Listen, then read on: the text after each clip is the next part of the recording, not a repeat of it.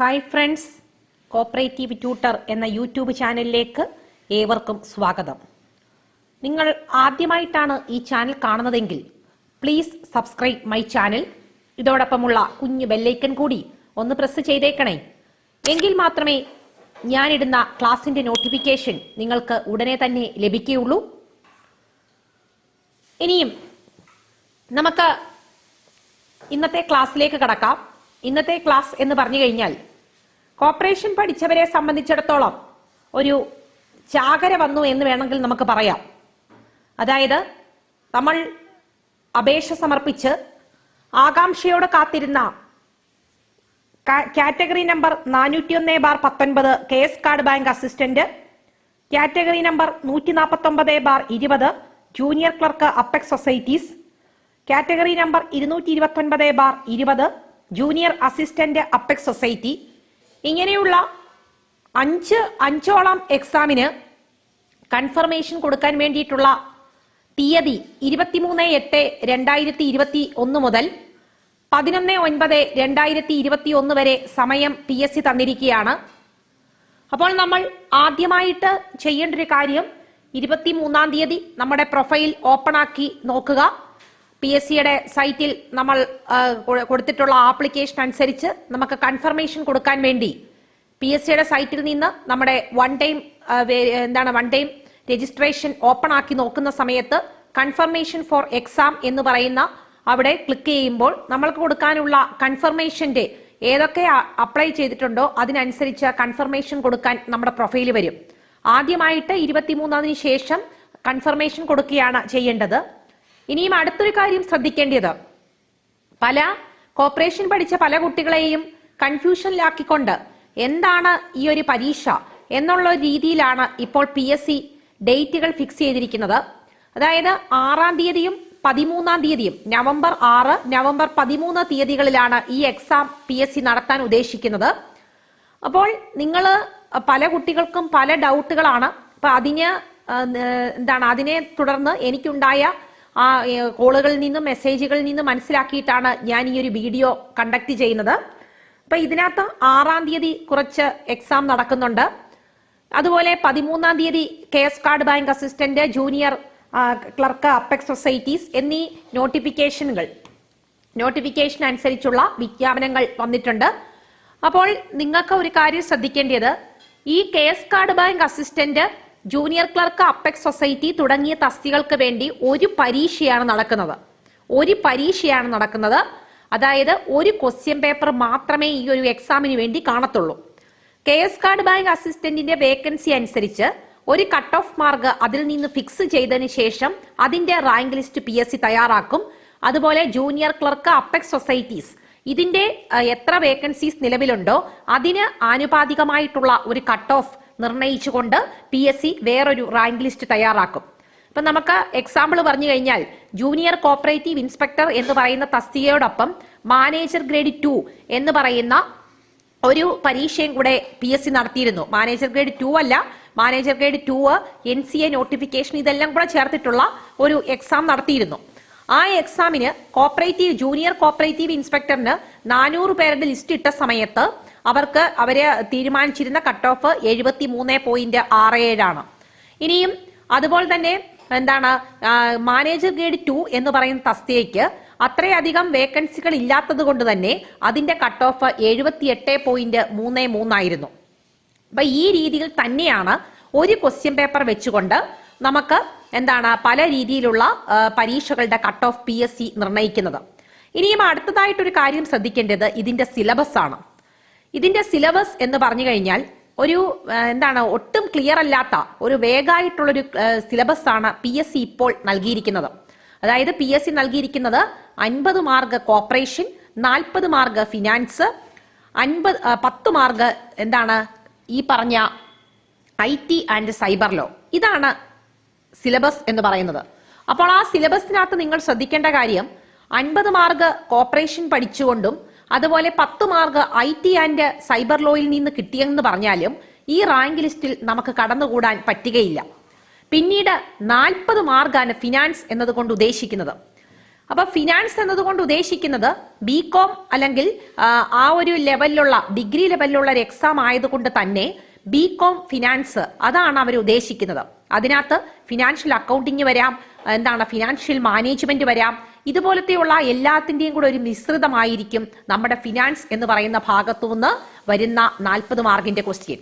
അപ്പൊ ഈ രീതിയിൽ PSC കോപ്പറേറ്റീവ് മേഖലയിൽ നടക്കുന്ന എക്സാമിന് കംപ്ലീറ്റ് ആയിട്ടും ആ സിലബസ് ഫോളോ ചെയ്ത് തന്നെ ക്വസ്റ്റ്യൻ ഇടുന്നതുകൊണ്ട് ഇത്രയും കാര്യങ്ങൾ ഡീറ്റെയിൽഡ് ആയിട്ട് പഠിക്കുന്ന ഒരു കുട്ടിക്ക് മാത്രമേ റാങ്ക് ലിസ്റ്റിൽ ഷോർട്ട് ലിസ്റ്റിൽ കടന്നുകൂടാനുള്ള അവസരം ലഭിക്കുകയുള്ളൂ.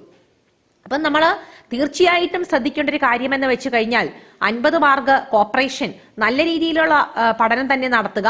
അതുപോലെ തന്നെ 40 മാർക്ക് ഫിനാൻസ്, ഇതുമായിട്ട് ബന്ധപ്പെട്ട് ഉള്ള കാര്യങ്ങൾ ഡീറ്റെയിൽഡ് ആയിട്ട് തന്നെ പഠിച്ചു മനസ്സിലാക്കി വെക്കുക. 10 mark IT and cyber law എന്ന് പറയുമ്പോൾ ആ IT and cyber law cooperative ഇൻസ്പെക്ടറിനെ ചോദിച്ച അതേ IT ആൻഡ് സൈബർ ലോ നമ്മൾ പഠിച്ച് ഹൃദയസ്ഥമാക്കി വെക്കുക. അപ്പൊ ഇതിൽ നിന്ന് ഞാൻ പറഞ്ഞതെന്ന് വെച്ച് കഴിഞ്ഞാൽ 50 മാർക്ക് കോപ്പറേഷനും 10 മാർക്ക് IT ആൻഡ് സൈബർ ലോയും കവർ ചെയ്യുന്ന ഒരാൾക്ക് പോലും 60 മാർക്കാണ് കിട്ടുന്നത്. ഈ 60 മാർക്ക് എന്ന് പറയുന്നത് PSCയുടെ ഒരു റാങ്ക് ലിസ്റ്റിൽ നമ്മളെ കടന്നുകൂടാൻ സഹായിക്കുന്ന ഒന്നല്ല. അപ്പോൾ 40 മാർക്കിന്റെ ഫിനാൻസും കൂടെ നിർബന്ധമായിട്ടും പഠിക്കുന്ന ഒരാൾക്ക് മാത്രമേ ഈ പറഞ്ഞ റാങ്ക് ലിസ്റ്റിൽ കടന്നുകൂടാൻ പറ്റുകയുള്ളൂ. ഇനിയും അടുത്തതായിട്ടൊരു കാര്യം ശ്രദ്ധിക്കേണ്ടതോ, KS കാർഡ് ബാങ്ക് അസിസ്റ്റന്റിന്റെ റാങ്ക് ലിസ്റ്റിൽ അല്ലെങ്കിൽ ഷോർട്ട് ലിസ്റ്റിൽ ഉൾപ്പെട്ടിട്ടുള്ള നമുക്ക് തീർച്ചയായിട്ടും അടുത്ത അപ്പെക്സ് LDCയുടെ റാങ്ക് ലിസ്റ്റിലും ഉൾപ്പെടാൻ പറ്റും. അപ്പോൾ ഒരു ഈ സബ്ജക്റ്റിനെ അടിസ്ഥാനമാക്കി അല്ലെങ്കിൽ ഈ സിലബസിനെ അടിസ്ഥാനമാക്കി നമ്മളൊന്ന് പഠിച്ചു കഴിഞ്ഞാൽ നമുക്ക് തീർച്ചയായിട്ടും ഈ പറഞ്ഞ ഷോർട്ട് ലിസ്റ്റുകളിൽ ഒന്നിച്ച് കടന്നുകൂടാനും പറ്റും. നമുക്ക് ഏതെങ്കിലും ഇഷ്ടമുള്ളൊരു ജോലി നമുക്ക് ചൂസ് ചെയ്യാനും പറ്റും. പക്ഷേ സിലബസിനെ അടിസ്ഥാനമാക്കി പഠിക്കാത്ത ഒരാളെ സംബന്ധിച്ചിടത്തോളം എനിക്ക് കോപ്പറേഷൻ അറിയാം അല്ലെങ്കിൽ എനിക്ക് IT ആൻഡ് സൈബർ ലോ അറിയാം എന്ന് മാത്രം വിചാരിച്ചിരിക്കുന്ന ഒരാളെ സംബന്ധിച്ചിടത്തോളം അവർക്ക് റാങ്ക് ലിസ്റ്റിൽ കടന്നുകൂടാൻ ഭയങ്കര ബുദ്ധിമുട്ടാണ്. അപ്പൊ പല കുട്ടികൾക്കും ഒരു സംശയം, എന്നോട് ചോദിക്കുന്ന സംശയം എന്ന് വെച്ച് കഴിഞ്ഞാൽ, ടീച്ചറെ അന്ന് ഒരു സമയത്ത് തന്നെ എങ്ങനെയാണ് ഈ എക്സാം നടക്കുന്നത്? അപ്പൊ നിങ്ങൾ ആദ്യമായിട്ട് മനസ്സിലാക്കേണ്ട കാര്യം, ഒരു എക്സാം മാത്രമേ ഉള്ളൂ. ആ എക്സാമിന് തസ്തികയ്ക്ക് ആനുപാതികമായിട്ട് വ്യത്യസ്ത രീതിയിലുള്ള കട്ട് ഓഫ് മാർക്ക് നിർണ്ണയിച്ചുകൊണ്ടാണ് ഷോർട്ട് ലിസ്റ്റ് തയ്യാറാക്കുന്നത്. ഇനിയും അടുത്തൊരു കാര്യം ശ്രദ്ധിക്കേണ്ടതെന്ന് വെച്ച് കഴിഞ്ഞാൽ, ഒരു ഷോർട്ട് ലിസ്റ്റിൽ ഉൾപ്പെട്ടിട്ടുള്ള ആൾക്കാർ മിക്കവാറും ഈ തസ്തികകൾക്ക് ആനുപാതികമായിട്ടുള്ള എല്ലാ ഷോർട്ട് ലിസ്റ്റിലും കടന്നുകൂടും. പക്ഷേ ഒരു ഷോർട്ട് ലിസ്റ്റിലും കടന്നുകൂടാത്ത ഒരാളെ സംബന്ധിച്ചിടത്തോളം അവർ വേറെ ലിസ്റ്റുകളിലും വരത്തില്ല. അപ്പൊ അതുകൊണ്ട് ശ്രദ്ധിച്ചു പഠിക്കേണ്ട ഒരു സമയമാണിനി. അതുപോലെ തന്നെ കൺഫർമേഷൻ നൽകി എക്സാമിനേഷൻ ഡേറ്റ് വരെ ഡിക്ലെയർ ചെയ്തിട്ടാണ് PSC ഈ പറഞ്ഞ കൺഫർമേഷനോടൊപ്പം എക്സാമിനേഷൻ ഡേറ്റും ഡിക്ലെയർ ചെയ്തിട്ടുണ്ട്. അപ്പം നമ്മുടെ മുമ്പിൽ പഠിക്കാൻ കിട്ടുന്ന സമയമെന്ന് പറഞ്ഞു കഴിഞ്ഞാൽ സെപ്റ്റംബർ, ഒക്ടോബർ ഈ 2 മാസം മാത്രമാണ് നമ്മുടെ മുമ്പിൽ പഠനത്തിന് വേണ്ടിയിട്ട് അനുവദിച്ചിട്ടുള്ളത്. അപ്പൊ ഇത്രയും നാളും ഇൻസ്പെക്ടറിന്റെ സിലബസ് വെച്ചുകൊണ്ട് ബാങ്കിങ് പഠിച്ചിട്ടുള്ള ഒരാൾക്ക് ബാങ്കിങ് ചോദിക്കത്തില്ല എന്ന് പറയാൻ പറ്റില്ല. കാരണം വെച്ച് കഴിഞ്ഞാൽ ഫിനാൻസ് എന്ന് പറയുമ്പോൾ ബാങ്കിങ്ങും അക്കൗണ്ടൻസി എല്ലാം കൂടെ ചേർത്തതാണ് ഫിനാൻസ് എന്ന് പറഞ്ഞിട്ട് വരുന്നത്. അപ്പോൾ തീർച്ചയായിട്ടും ബാങ്കിങ്ങിന്റെ ഭാഗങ്ങൾ നോക്കിയിട്ടുള്ളത് വെറുതെ ആകത്തില്ല. അതുപോലെ തന്നെ നമ്മൾ ഈ പറഞ്ഞ അപ്പെക്സ് LDCയുടെ ഇതുവരെയുള്ള ക്വസ്റ്റ്യൻ പേപ്പർ പരിശോധിച്ചു കഴിഞ്ഞാൽ അറിയാം, മാനേജ്മെന്റ്, ഫിനാൻസ്, അതുപോലെ പ്രിൻസിപ്പിൾസ്, ഇങ്ങനെ എല്ലാം കൂടെ ചേർത്തിട്ടുള്ളൊരു മിക്സഡ് ആയിട്ടുള്ള രീതിയിലുള്ള ഒരു ക്വസ്റ്റ്യൻ ചോദിക്കുന്ന ഒരു പരീക്ഷയാണ് ഈ അപ്പെക്സ് LDC. അപ്പൊ തീർച്ചയായിട്ടും നമ്മൾ ആ ഒരു രീതിയിലുള്ള പഠനം ഇനി മുന്നോട്ട് കൊണ്ടുപോയെങ്കിൽ മാത്രമേ, വ്യക്തമായിട്ടുള്ളൊരു സ്റ്റഡി പ്ലാൻ ഉണ്ടെങ്കിൽ മാത്രമേ നമുക്ക് ഈ റാങ്ക് ലിസ്റ്റിൽ കടന്നുകൂടാൻ പറ്റുകയുള്ളൂ. അതുപോലെ തന്നെ കോപ്പറേറ്റീവ് ഇൻസ്പെക്ടറിന്റെ സിലബസ് വന്ന സമയത്ത് തന്നെ PSC നൽകിയിരുന്നത് ഒരു ഡീറ്റെയിൽഡ് ആയിട്ടുള്ള സിലബസ് ആയിരുന്നു. ഇനിയും നമുക്ക് ഈ ഒരു രീതിയിൽ, അതായത് ഈ പറയുന്ന തസ്തികകൾക്ക് ഒരു ഡീറ്റെയിൽഡ് ആയിട്ടുള്ള സിലബസ് PSC ഇനിയും അനുവദിക്കുമെന്ന് പറയാൻ പറ്റില്ല. കാരണം വെച്ച് കഴിഞ്ഞാൽ അവര് ഈ ഇത്ര മാർക്ക് എന്ന് വെച്ചുകൊണ്ട് ഒരു സിലബസ് പ്രഖ്യാപിച്ചു കഴിഞ്ഞു. അപ്പൊ ആ സിലബസിന് അപ്പുറത്തേക്ക് തീർച്ചയായിട്ടും ഒരു ഡീറ്റെയിൽഡ് ആയിട്ടുള്ള സിലബസ് വരാൻ ചാൻസ് കുറവാണ്. അപ്പൊ നമ്മൾ ശരിക്കും പഠിക്കുന്ന ഒരാള് ബികോം ഫിനാൻസ് ആൻഡ് ടാക്സേഷന്റെ ആ പുസ്തകത്തിൽ നിന്നുള്ള ഫിനാൻസ് ഒന്ന് കവർ ചെയ്യാൻ ശ്രമിക്കുക. അതുപോലെ തന്നെ കോപ്പറേഷനുമായിട്ട് ബന്ധപ്പെട്ട സെക്ഷനും റൂളും, അതുപോലെ തന്നെ കോപ്പറേഷനുമായിട്ട് ബന്ധപ്പെട്ട അപ്പെക്സ് ഇൻസ്റ്റിറ്റ്യൂഷനും എല്ലാം കൂടെ ചേർത്തിട്ടുള്ള ഒരു സ്റ്റഡി മെറ്റീരിയൽ നമ്മൾ സ്വയമേ ഉണ്ടാക്കുകയാണെങ്കിൽ നമ്മൾക്ക് ഇതിന്റെ റാങ്ക് ലിസ്റ്റിൽ കടന്നുകൂടാൻ പറ്റും. ഇനിയും അതുപോലെ തന്നെ അടുത്തതായിട്ട് ശ്രദ്ധിക്കേണ്ട ഒരു കാര്യമെന്ന് വെച്ച് കഴിഞ്ഞാൽ, നമ്മൾ എപ്പോഴും PSCയുടെ ഒരു ക്വസ്റ്റ്യൻ പാറ്റേൺ നമ്മൾ ഫോളോ ചെയ്യുന്ന സമയത്ത് ശ്രദ്ധിച്ചാൽ അറിയാം, കോപ്പറേറ്റീവ് മേഖലയിൽ ചോദിക്കുന്ന ക്വസ്റ്റ്യൻ എന്ന് പറയുന്നത് ആ ക്വസ്റ്റ്യൻ തയ്യാറാക്കാൻ വേണ്ടി ഒരു സെപ്പറേറ്റ് പാനലിനെയൊക്കെ ഇവരെ വെച്ചുകൊണ്ടായിരിക്കാം ക്വസ്റ്റ്യൻ പേപ്പർ തയ്യാറാക്കുന്നത്.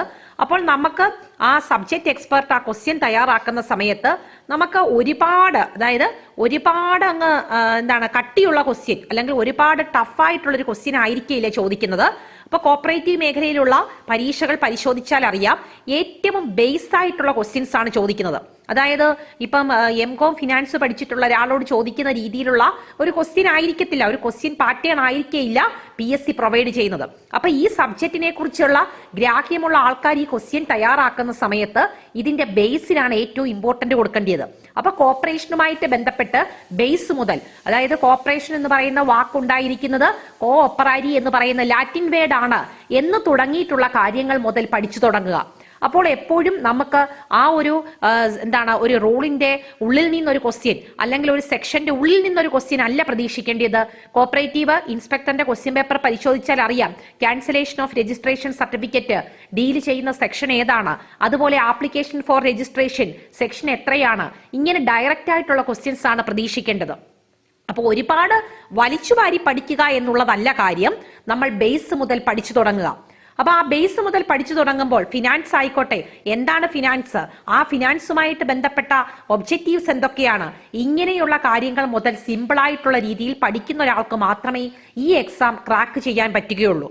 ഇനിയും KS കാർഡ് ബാങ്ക് അസിസ്റ്റന്റ്, അതുപോലെ അപ്പെക്സ് LDC എന്നീ തസ്തികൾ കടന്നുകൂടാനുള്ള വിജയമന്ത്രങ്ങളുമായിട്ട് ഈ ഒരു ചാനലിൽ അടുത്ത വീഡിയോ ഉടനെ തന്നെ എത്തുന്നതാണ്. ഞാൻ ഇത്രയും കാര്യങ്ങൾ ഡീറ്റെയിൽഡ് ആയിട്ട് പറഞ്ഞതുകൊണ്ട് നിങ്ങൾക്ക് നിങ്ങളുടെ സംശയങ്ങൾ ഒരു പരിധിവരെ തീർക്കാൻ സഹായിച്ചിരിക്കും എന്നാണ് ഞാൻ വിശ്വസിക്കുന്നത്. അങ്ങനെ എന്തെങ്കിലും സംശയങ്ങൾ ഉണ്ടെങ്കിൽ കോപ്പറേറ്റീവ് ട്യൂട്ടറിന്റെ വാട്സപ്പ് ഗ്രൂപ്പിൽ നിങ്ങൾക്ക് ജോയിൻ ചെയ്തതിന് ശേഷം എനിക്ക് പേഴ്സണലായിട്ട് മെസ്സേജ് അയക്കാവുന്നതാണ്. അപ്പോൾ എന്തെങ്കിലും സംശയമുള്ളത് നമ്മൾ മാറ്റി തരുന്നതാണ്.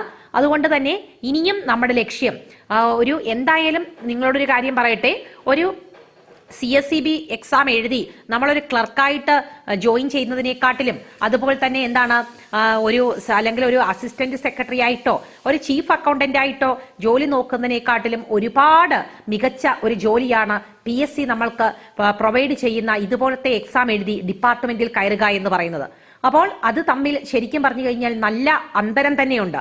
അതുകൊണ്ട് നിങ്ങൾ ഒരു കാര്യം തീരുമാനിക്കുക. ഇപ്പം ഒരുപാട് കുട്ടികൾ CSEB എക്സാം പല തവണ എഴുതിയിട്ടും വിജയിക്കാൻ കഴിയാത്ത ഒരുപാട് കുട്ടികളുണ്ട്. അവരുടെ പോരായ്മ എന്താണെന്ന് ചോദിച്ചാൽ ഇംഗ്ലീഷ്, മാത്സ്, GK ഇവർക്ക് സ്കോർ ചെയ്യാൻ പറ്റുന്നില്ല. അങ്ങനെ ഇംഗ്ലീഷ്, മാത്സ്, GK സ്കോർ ചെയ്യാൻ പറ്റാത്ത ഒരു കുട്ടിക്ക്, സബ്ജക്റ്റിൽ നോളജ് ഉള്ള ഒരു കുട്ടിക്ക് വന്നിരിക്കുന്ന ഒരു സുവർണ അവസരമാണ് ഈ KS കാർഡ് ബാങ്ക് അസിസ്റ്റന്റും അതുപോലെ അപ്പെക്സ് LDCയും ഒക്കെ. ഇതിനകത്ത് ഒരു ക്വസ്റ്റ്യൻ പോലും ഇംഗ്ലീഷിന്റെ ക്വസ്റ്റ്യൻ ഇല്ല, ഒരു ക്വസ്റ്റ്യൻ പോലും മാത്സിന്റെ ക്വസ്റ്റ്യൻ ഇല്ല, അതുപോലെ ഒരു GK ക്വസ്റ്റ്യനോ ഇതിനകത്ത് ചോദിക്കാൻ സാധ്യതയില്ല. അപ്പോൾ നിങ്ങൾ GK അഥവാ ചോദിച്ചെന്ന് പറഞ്ഞാലും ഈ പറഞ്ഞ ഇംഗ്ലീഷ്, മാത്സ് ഇല്ലാത്തത് കൊണ്ട് സബ്ജക്റ്റിൽ നോളജ് ഉള്ള ഒരാൾക്ക് ഈസി ആയിട്ട് ക്രാക്ക് ചെയ്യാൻ പറ്റുന്ന ഒരു എക്സാം ആണ് ഇനി വരാൻ പോകുന്നത്. അതുകൊണ്ട് നിങ്ങൾ തീരുമാനിക്കുക, നിങ്ങൾക്ക് ഈ എക്സാം എഴുതിയെടുക്കണോ. ഇപ്പൊ പലപ്പോഴും CSEB എക്സാം എഴുതി ഒരുപാട് നിരാശയിലായിരുന്ന, ഒരു 80-ലധികം പരീക്ഷ എഴുതി നിരാശരായിരുന്ന പല ആൾക്കാരും കോപ്പറേറ്റീവ് ഇൻസ്പെക്ടറിന്റെ റാങ്ക് പട്ടികയിൽ മെയിൻ ലിസ്റ്റിൽ ഉയർന്ന മാർക്ക് കരസ്ഥമാക്കിയിട്ടുണ്ട്. അതുകൊണ്ട് നിങ്ങളുടെ മുമ്പിൽ ഇംഗ്ലീഷും മാത്സും പഠിക്കാൻ വയ്യാത്തവരുടെ മുമ്പിൽ, അല്ലെങ്കിൽ ഇംഗ്ലീഷിന്റെയും മാത്സിന്റെയും ഞാൻ ഇംഗ്ലീഷിലും മാത്സിലും വീക്കാണ് എന്ന് പറയുന്നവർക്കുള്ള ഒരു അവസരമാണ് ദൈവമായിട്ട് തന്നിരിക്കുന്നത്. അതുകൊണ്ട് നിങ്ങൾ ഒന്ന് തീരുമാനിക്കുക, KS കാർഡ് ബാങ്ക് അസിസ്റ്റന്റ് നിങ്ങൾ ആകണോ, അതോ അപ്പെക്സ് LDC നിങ്ങൾ ആകണോ. കഴിഞ്ഞ പ്രാവശ്യവും അപ്പെക്സ് LDC ഇപ്പം ലിസ്റ്റ് നിലവിലുണ്ട്. ആ ലിസ്റ്റ് നിലവിലുള്ളതിൽ നിന്ന് അപ്പോയിന്റ്മെന്റ് നടന്നുകൊണ്ടിരിക്കുകയാണ്. ഒരുപാട് പേർക്ക് നിയമനം കിട്ടി. ഈ നിയമനം കിട്ടിയ ആൾക്കാരും നേരത്തെയുള്ളൊരു CSEB നടത്തിയിട്ടുള്ള എക്സാമിന് ലിസ്റ്റിൽ പോലും വരാത്തവരാണ്.